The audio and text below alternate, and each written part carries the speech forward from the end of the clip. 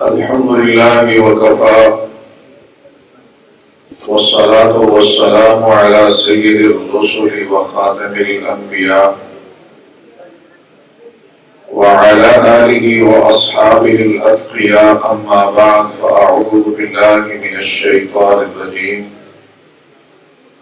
بسم الله الرحمن الرحيم كتب الله لأغلبن أنا ورسلي إن الله قوي عزيز صدق الله العظيم. زینت بزم حضرات علماء کرام اور درابند کے بہت ہی قابل قدر قابل احترام بزرگوں، میرے عزیز نوجوان بھائیوں، میں آپ کے سامنے کشمیر کے بلند و بالا پہاڑوں سے اتر کر سینکڑوں میل کا سفر کر کے اس لیے نہیں آیا کہ میں آپ کو حضرت مولانا فضل الرحمان اور مفکر اسلام حضرت مولانا مفتی محمود کا تعارف کرواؤں۔ میں اس لیے نہیں آیا کہ میں ان کی خدمات اور ان کے علم و فضل پہ گفتگو کروں، میں تو اس لیے آیا ہوں کہ جس طرح میرے رب نے فرمایا وَجَاءَ مِنْ أَقْصَى الْمَدِينَةِ رَجُلٌ يَسْعَىٰ، کہ وہ ایک کونے سے ایک بندہ دوڑتا ہوا آیا تھا اور اس نے آ کر یہی کہا تھا اللہ کے نمائندے جو کچھ کہہ رہے ہیں اس کی مان کے چلو۔ میں بھی دوڑ کر یہی کہہ رہا ہوں کہ اس وقت جو اللہ کا نمائندہ اللہ نے ہمیں عطا کیا ہے اس کی مان کر چلو۔ میرے بہت ہی قابل احترام دوستوں، میں حقیقی معنوں میں اگر آیا ہوں تو میں اس لیے آیا ہوں کہ میں اس دھرتی کو، میں اس علاقے کو سلام عقیدت پیش کروں جس کے کوٹ سے مفکر اسلام مفتی محمود نے جنم لیا اور جس کی گود سے قائد انقلاب مولانا فضل الرحمان نے جنم لیا، اور آپ اس اعتبار سے بڑے نصیبوں والے ہیں، بہت خوش قسمت ہیں کہ آپ کو اللہ نے وہ قیادت نصیب فرمائی ہے کہ جس قیادت کے اوپر پاکستان کے لاکھوں علماء، صلحاء، اتقیاء، ابرار اور اولیاء نے اعتماد کیا ہے، اور جس کے ہاتھ پر لاکھوں علماء، صلحاء، اتقیاء، ابرار جس پر اعتماد کریں اور میرا اسماعیل خان کا نوجوان اس پر اعتماد نہ کرے تو اس پر نہیں، اس کے اپنے دینی اقدار اور دینی تقاضوں پر سوال پڑتا ہے کہ یہ اپنے اکابر اور اپنے اسلاف کی زندگی کو کس طرح پس پش ڈال کر یہ کس طرح کی زندگی گزارنا چاہتا ہے۔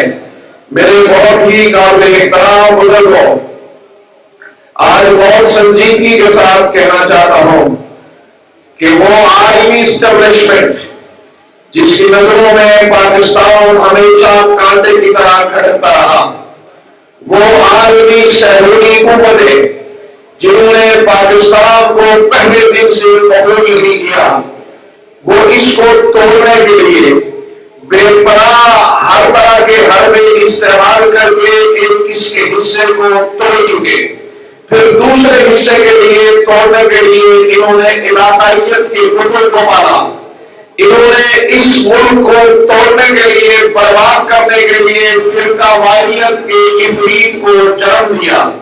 لیکن آپ سلام پیش کریں اپنی بالغ نظر قیادت کو کہ انہوں نے عالمی استعمار کے اس ایجنڈے کو اپنی حکمت سے، اپنی بصیرت سے، اپنی توانائیوں سے اس سارے کے سارے ایجنڈے کو ناکام بنا دیا اور یہ اعلان کیا کہ پاکستان کے اندر اس وقت جتنی دینی جماعتیں ہیں ان سب نے مل کر ایک اتحاد بنا کر مجلس عمل کے نام پر آپ کے سامنے آئے. پاکستان کی ساری دینی سیاسی جماعتوں نے اپنے اپنے دستور کو، اپنے اپنے منشور کو، اپنے اپنے پروگرام کو الماریوں میں ڈال کر انہوں نے ایک جھنڈے کے نیچے ایک نشان کے ساتھ ایک نشان کے ساتھ آپ کے پاس آئے، آپ کے دل و دماغ پر دستک دے رہے ہیں اور یہ بتا رہے ہیں کہ پوری دنیا میں امن کا نشان سفید جھنڈا ہوا کرتا ہے اور آواز سفید جھنڈا اٹھا کر پاکستان میں اسلام کے علمبردار بن چکے ہیں. پاکستان میں اسلام کی علمبرداری کا اعلان کر رہے ہیں.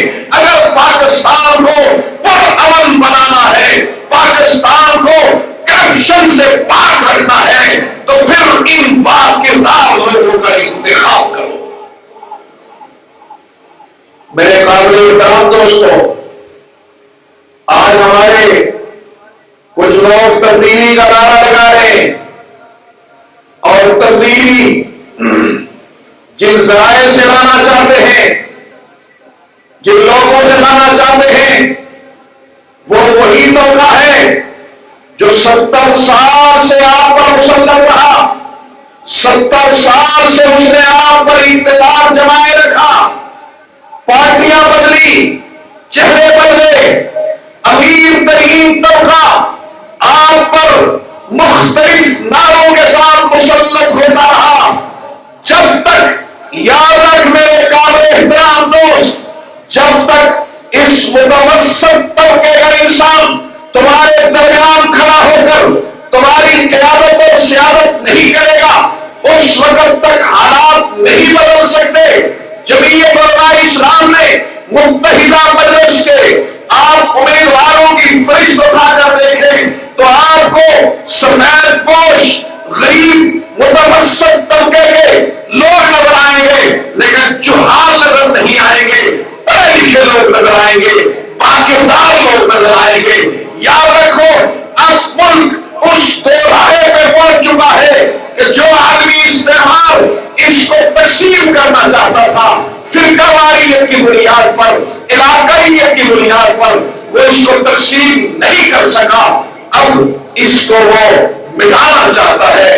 اس کی نظریاتی سرحدوں کو مٹا کر، اس کی غیرت کو مٹا کر، اس کی حیا کو مٹا کر، اور اس کے لیے ایک بے حیائی کا طوفان کھڑا کیا گیا. اور ڈیرہ اسماعیل خان کے غیور اور جسور مسلمانوں، تم بن جاؤ اس بے حیائی کے خلاف، تم بن جاؤ اس بے روحی کے خلاف، اس آوارگی کے خلاف. تم عظمتوں والے ہو کہ تمہارا نمائندہ اس بے حیائی کے لیے پورے پاکستان میں ایک چٹان بن کر کھڑا رہتا ہے. میں تمہیں سلام پیش کرنے کے لیے آیا.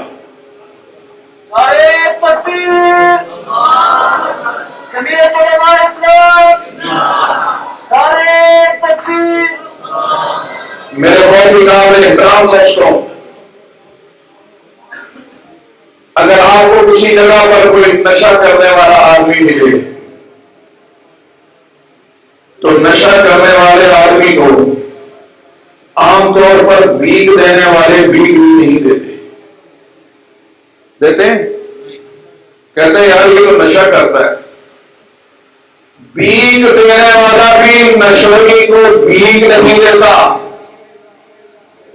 اور اس سے بڑھ کر وہ کون ہوگا جو اس نشہ کرنے والے کو اپنے گھر کی چابیاں دے؟ کوئی دے گا؟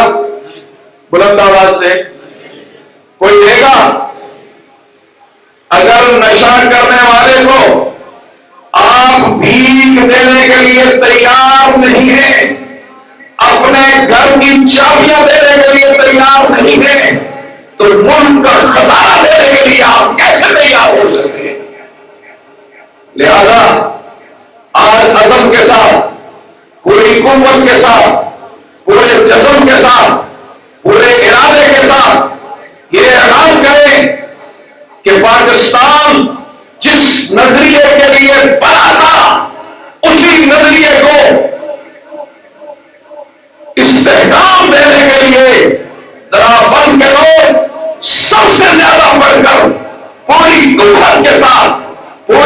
ضمانت کے ساتھ جمعیت علماء اسلام اور اس کی قیادت کو اپنا ووٹ دیں گے انشاءاللہ۔ پاکستان کا مطلب نعرہ لگایا گیا تھا، آپ کہتے ہیں مولوی اسلام کو استعمال کرتے ہیں ووٹ کے لیے، مولوی اسلام کو استعمال کرتے ہیں ووٹ کے لیے۔ تو جب پاکستان بنایا تھا تو آپ نے کون سا نعرہ لگایا تھا؟ اس وقت کون سا نعرہ لگایا تھا؟ اگر یہ نعرہ لگائے قائد اعظم کہ پاکستان کا مطلب کیا لا الہ الا اللہ، تو یہ درست، اور اگر یہی نعرہ مولانا فضل الرحمان لگائے تو یہ غلط کیسے ہوگا؟ تو لہذا پاکستان کا مطلب کیا تھا؟ بلند آواز سے، پاکستان کا مطلب کیا ہے؟ لا الہ الا اللہ۔ تو علامہ کیا کہتا ہے کہ اے لا الہ کے وارث باقی نہیں رہا تجھ میں، اے لا الہ کے وارث باقی نہیں رہا تجھ میں،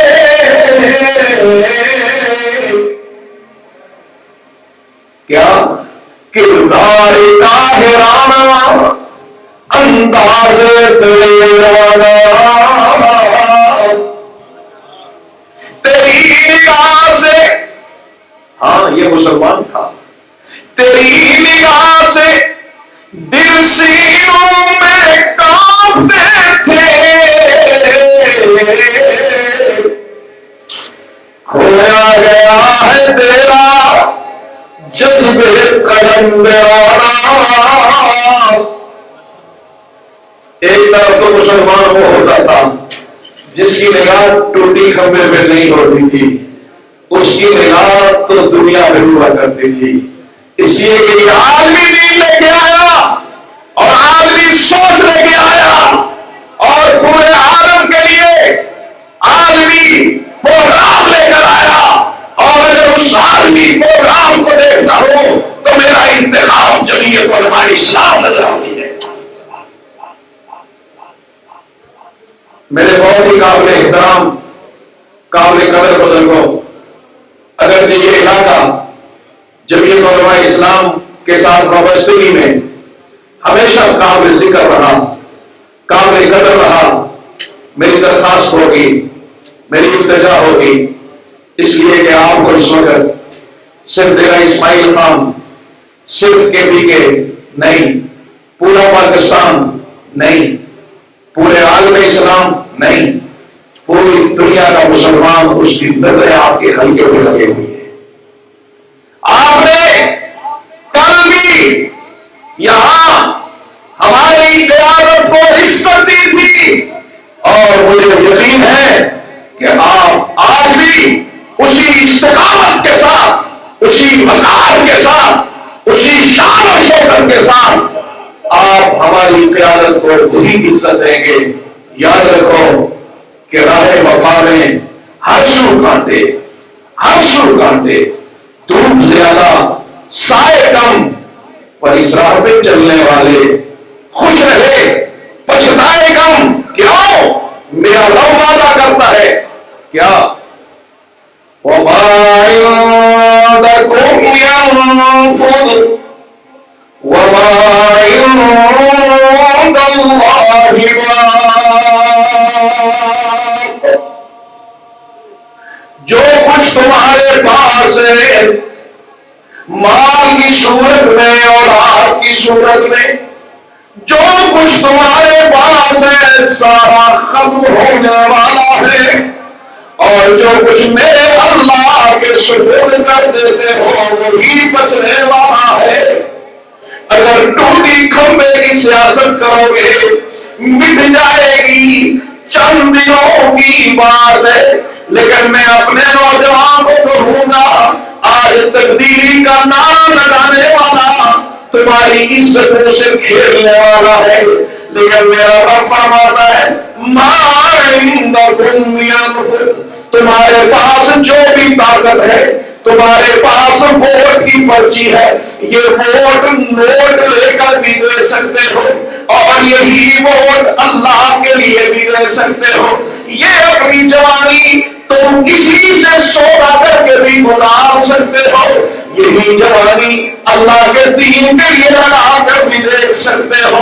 میرا رب فرماتا ہے جن کی جوانیاں اللہ کے دین کے لیے لگ جایا کرتی ہیں ان کے برابر ان کی جوانیوں سے بھی زیادہ قیمتی بن جاتے ہیں.